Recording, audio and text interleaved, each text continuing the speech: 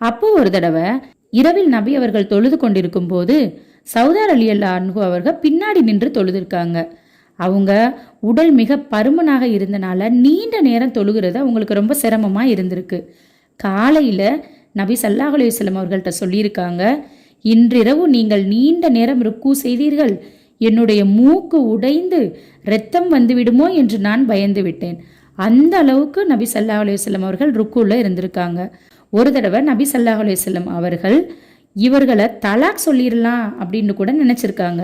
இதனை அறிஞ்சு சௌதார் அலில்லாஹ் அன்ஹு அவர்கள்ட்ட என்ன சொல்லியிருக்காங்கன்னு பாருங்க.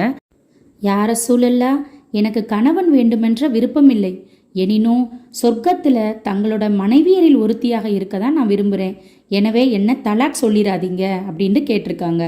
நான் என்னுடைய முறை நாளைக்கு வரும்போது அதை ஆயிஷா ரலியல்லாஹு அன்ஹா அவர்களுக்கு விட்டு கொடுத்துடுறேன் அப்படின்னு சொல்லியிருக்காங்க. அதாவது தன்னுடைய இல்லற வாழ்வை அவங்களுக்கு விட்டு கொடுத்துருக்காங்க. நபி அவர்களும் இதனை ஏற்றுக்கிட்டாங்க. இதனால்